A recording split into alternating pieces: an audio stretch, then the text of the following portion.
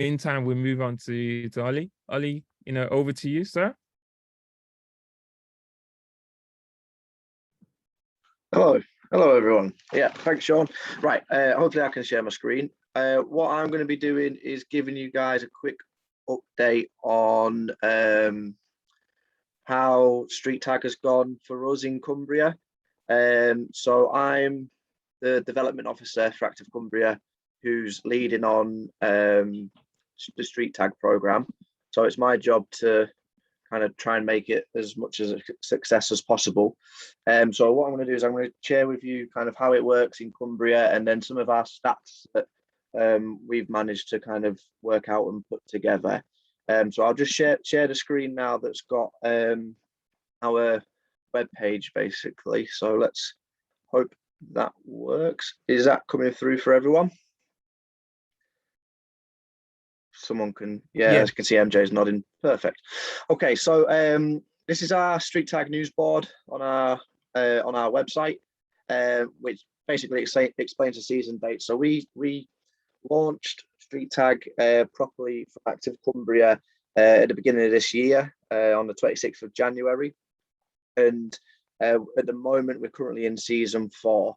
So we've had 3 full seasons since we started, and now we're partway through season 4. And the way that we've worked it is that we've got district leaderboards throughout Cumbria. So in Cumbria there's 6 districts, so we have 6 district leaderboards that all the schools go on to, and then we also have a county-wide special school leaderboard, so those schools can compete against each other as well.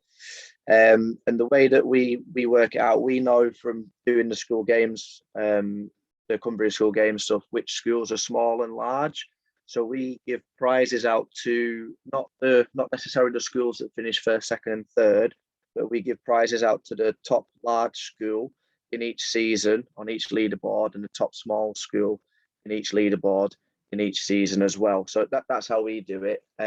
Just because in Cumbria there's lots of small schools, so obviously when there's a large school competing against a small school, just because they're going to have more people to be able to be part of their school team, they're obviously going to be able to have more in their team. A small school might only be able to get 50 in their team, and obviously they're never going to be able to potentially get the same numbers as a larger school that got maybe 150 in there. Yeah, so that's kind of how it works in Cumbria. What we've done since this started is we've had 2 rounds of school workshops where we've asked for feedback and tried to implement some of that. And you'll see in season 4, what we've done is we have started to implement that feedback. So you can see there, season 3 finished on the 14th of September, and then season 4 started on the 5th of October. So what the schools were telling us was that they were really loving it, and some of them were loving it so much that they were kind of burning out with it. They were taking part for a full season and trying to get as many points as possible, but there was kind of like no break in between. So we've managed to implement having like a 4-week cool-off period, which gives me and the team at Active Cumbria who helped me with Street Tag a chance to properly wrap up one season before another one starts. And then it also gives the schools and the teams a chance to have a bit of a cool-off period. The leaderboards are still going on during that cool-off period, but then there's just a Street Tag MJ or somebody presses a magic button and all the scores refresh on the 5th of October, and then we compete for 8 weeks again. So that's kind of how we've adapted it over since we've started.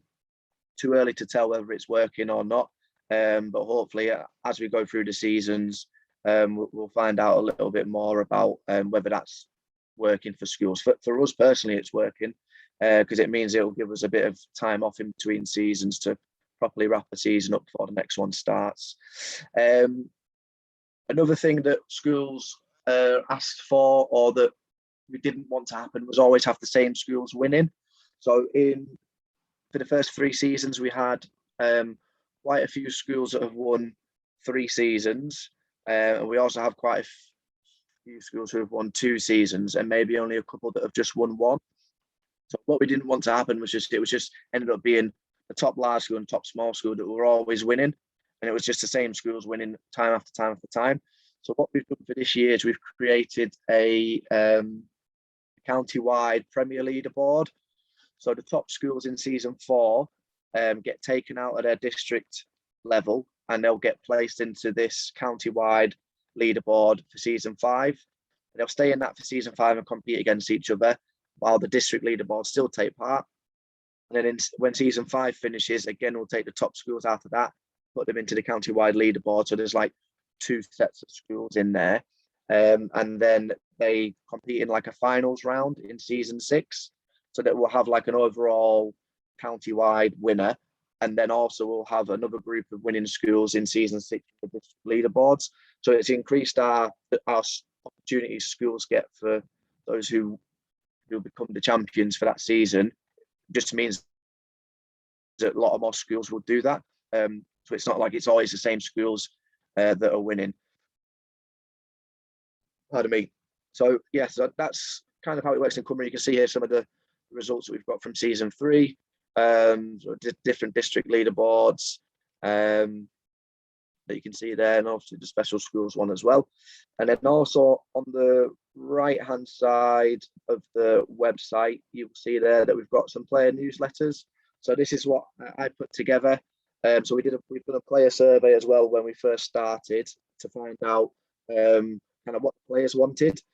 And from that, we've managed to put together a newsletter each month, which has kind of done a bit of the results, some season dates and things like that. But then also it's explained a little bit better a certain app a certain function within the app. So it might be the couch to PB, it might be the poly tags, it might be the power hour, etc. So it's quite a specific spotlight focus, which we've managed to put together.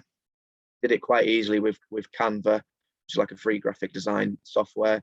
One of the other things that we've done as well is like we've created just recently a Hall of Fame for the top taggers. So MJ sends me through the top taggers each week from the different district leaderboards, and then I collate all that information and I put it out there, who's got basically the top 10 throughout the county. And from that, because we've been doing it enough now, we've managed to put a Hall of Fame together for the top 10 taggers.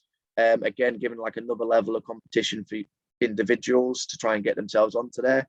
Our top score is 990 tags in a 7-day window, which is absolutely insane for me to think about, because it's well over 100 a day. I'm pretty sure, looking at the date of it, it was somebody on a bike going on long bike rides every day. But yeah, so that's the person who's got top, and to break into the top 10, you now need to get over 800, which again, which is quite an insane figure. And then just references to the certificates and things like that that we've got on there as well. So I'll stop sharing that, and I'll quickly go on to kind of like the story so far slide that I've got, which is basically a summary of our stats. So after three seasons, we've got 110 schools signed up. This may have changed because this was from 2 or 3 weeks ago. We've just attended 2 rounds of school workshops. We've just finished our last round before season 4 started. So there may be more schools who attended that who have now signed up. So 110 schools and over 4,000 players, just shy of 2 million tags collected, just broken the 1 million miles traveled, 925 million steps counted, and then 95% of the players are more motivated to be physically active, and then 90% of them use the app whilst actively traveling to destinations. So for us, it's worked really, really well, but it has needed like a lot of kind of constant support, because if you just set it up and let it go, then there will be some people who will take part, but for what we're wanting to try and do with it, it just needs that kind of that person or that couple of people that are kind of constantly trying to push this out and trying to make sure that it's not just new schools signing up, but the ones who are already signed up, engaged, and keep engaging. So that's kind of where we're at the moment. But yeah, we're really happy with it, and we're getting lots of really good feedback from the schools that have engaged with it well. In